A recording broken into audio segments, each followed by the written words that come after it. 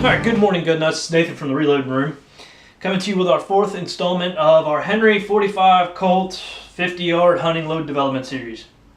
Now, this video is going to be a little bit different because this is going to be the first one that's actually going to be slightly redacted. I'm going to go through the actual loading process, and because of the YouTube policies, I'm not going to do that on my YouTube channel. The video will continue after I go through the loading process and show you what I've done, and then we'll go through testing and things like that. But the actual loading process we won't cover in the YouTube video. However, if you want to catch the full video, head on over to BitChute. I'll have everything up there in its entirety. Now, another thing I wanted to talk to you about is I try to keep these videos moving forward and I don't think exciting, but somewhat entertaining.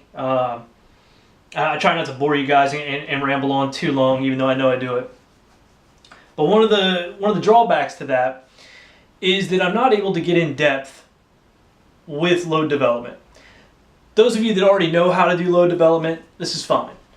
But for new people coming into this that have, let's say their first 357 Magnum and they're wanting to work up, hand loads for it, when they come to my channel, they're not really able to pick up why I'm choosing the powders that I'm choosing, why I'm choosing the primers, why I'm choosing the bullets, things like that. And for me, that's kind of been a problem. I want to get into the weeds, but I don't want to drag you through them. So the thing is that we need to try something a little bit different. Not with our videos. Our videos are going to keep on like they've been doing, but over on Slack, the Reload Network, over on Slack, things have been growing nicely. We've got a good group of people over there.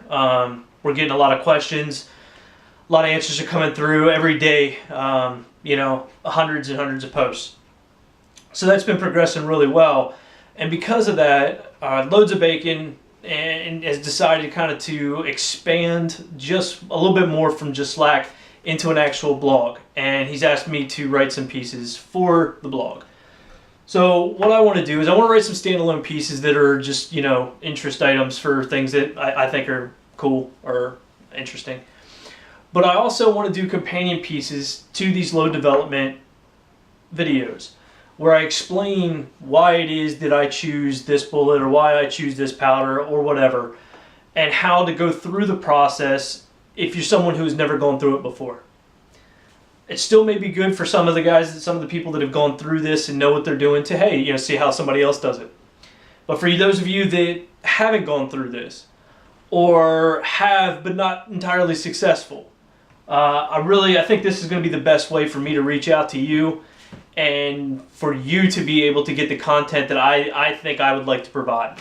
So this isn't going to affect the video production schedule. I'm still going to be doing things as I have been doing them. Weekly recaps on Sunday, load development on Monday, and then a VR throughout the week if I can. Now, my work schedule is getting ready to shift again to where I'm not going to be on the road as much. Summer's always a little bit more of a lull time for me traveling, which should allow me for maybe doing a little bit more content or maybe possibly getting ahead a bit. Because right now, as we're speaking, this is Tuesday, and this video is going to be going up on Monday. So hopefully. And I've still got to finish this loading all this and doing testing. So we're not going to be changing anything. If anything, we might be doing a couple more videos. And I know that this YouTube thing is kind of a pain in the ass right now. But look, I want to be sure that we're not going to get strikes and we're not going to get tossed off of YouTube. I don't have the lawyer money. I don't have the direct line to YouTube that the bigger channels have. So if I get kicked, I'm most likely gone. And I'm not going to go through the process of trying to worm my way back on. If they kick me, they kick me. So I'm trying to do the best I can to mitigate that risk.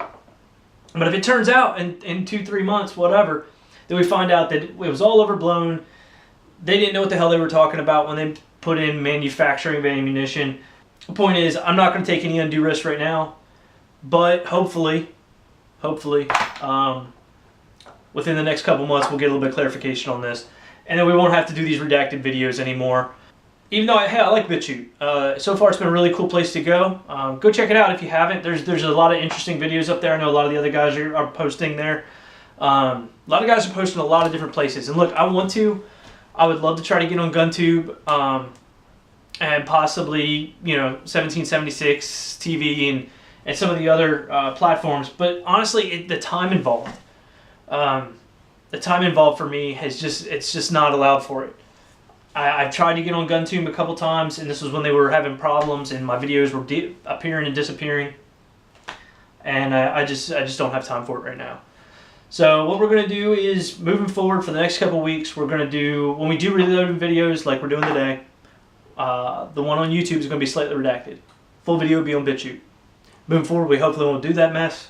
But for today, let's go ahead and get these loaded up, and I'll bring you back here in a bit. Alright guys, so I wanted to bring you in on this just to kind of explain what I was talking about when it comes to load manuals and why you want to use multiple load manuals. The lead load manual here for a 255 grain lead bullet, 45 Colt Ruger and Thompson Contender, accurate arms, number 9, max load of 15.8, or a starting load of 15.8, max load of 17.6, and a max velocity of 11.8. Now we go over to Western powders. 45 Colt high pressure loads, which are the Ruger Thompson Contender loads. Accurate arms number 9. 45 lead cast bullet semi-wad cutter. Starting load of 20.6 for a 1333. And a max load of 24.2 for speed of 1524. So when you compare that, alright, same lead bullet, same type of round, max velocity 1180, max velocity of 1524. And I was going off the Western powders. And this is why my loads were hotter than what they needed to be, because this was coming out of a test barrel most likely. I don't know where Lee pulled this information from, but it doesn't jive with what Western powders has. So if you go and look at somebody's loads and you say, wow, these seem pretty hot, and you look at the lead load manual, you're like, good grief, these are off the charts. Keep looking. Because you may find that they're actually doing something, that's somewhat reasonable. And my accurate arms number 7 load was the same. It was the same kind of deal. And this is why my AA loads were a little bit too hot. It's because I was going by this and I was trying to extrapolate how fast they would be going, not taking into account the fact that this is through a test barrel that is, let me see here, it's a 7 1/4 test barrel. And, whatever speed they were getting, obviously it was, it was going to be pretty close to what I was going to get out of my rifle. I'm looking at, I want to bring this in because I might end up making a change here. I'm looking at my IMR Hodgdon load data here. And Lil Gun, the lowest load is 19. And it says it was going 1196, all right. And I ended up 19 for 1427. So I'm getting about 220, 230 feet per second higher through the rifle barrel. I don't think I'm going to get this down low enough to be able to get 1250 feet per second and feel comfortable using Little Gun, because I have no load data on Little Gun going down in pressure. Years in the past, people might not have cared too much about loading powders down. But recently, with some of the failures that people have had, I do. If I don't have something that kind of shows me that this powder will work at lower pressures, then I'm probably not going to go there. There's a reason why, if I go into my Hodgdon manual, it does not show a Lil Gun load for a standard 45 Colt 255. It doesn't show one for a standard Colt load at all. All right, so I don't think I'm going to end up doing that. Now it does on 4227. At 4227, so I got 20 grains of 4227, a velocity of 1150, and then we come over here, and I got 4227, 20 grains for a velocity of 1213. So here, I only went up 60 feet per second, where down here I went 230 feet per second up.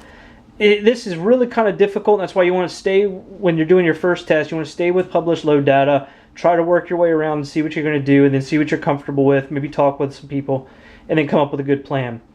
So I think what we're going to do now is we're going to load up some AA number 7, and I'm going to think on this, because I don't think I'm going to do Little Gun. I know some people were wondering or asking about it.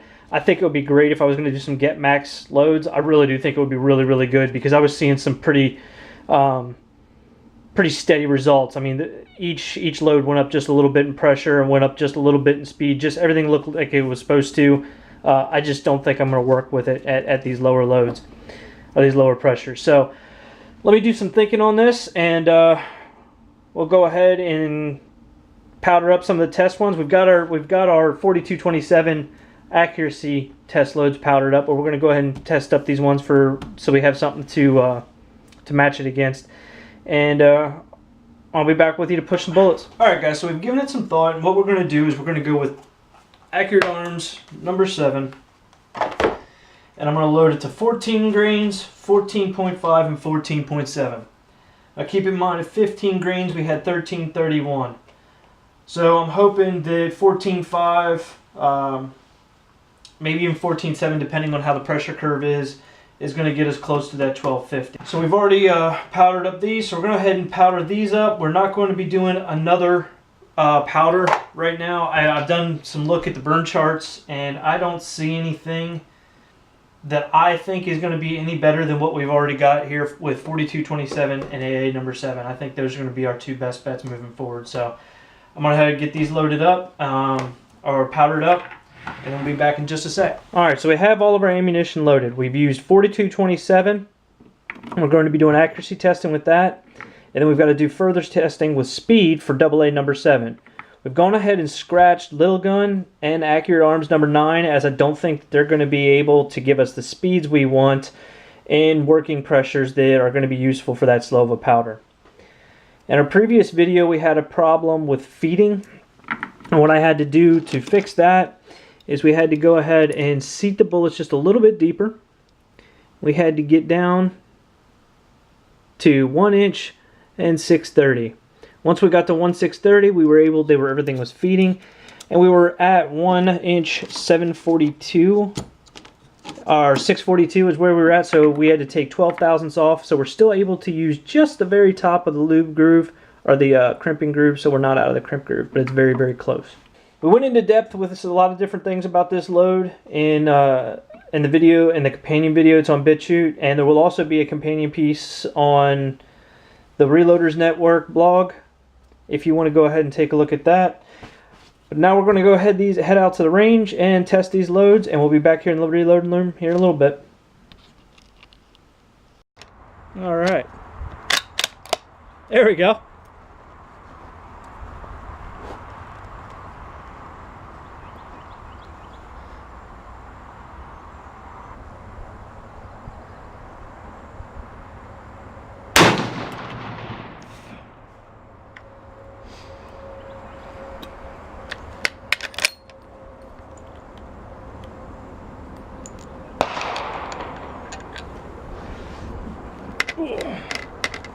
Bag keeps somehow or another knocking the follower out of it.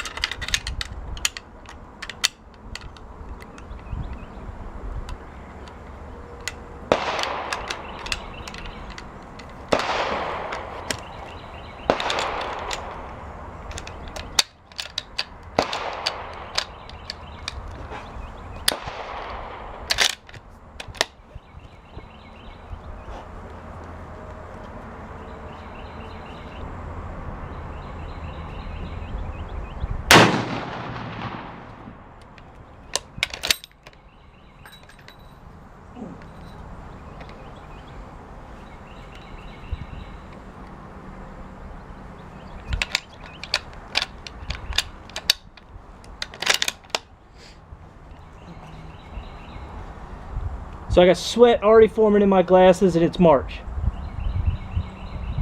Looks like I'm putting everything right there in that bottom corner still. Looks like some of the string ends sort of stopped.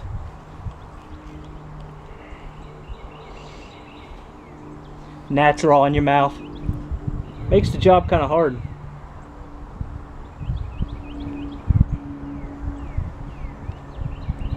I guess if you can shoot with gnats flying in your ears and everything, probably shoot pretty well anywhere.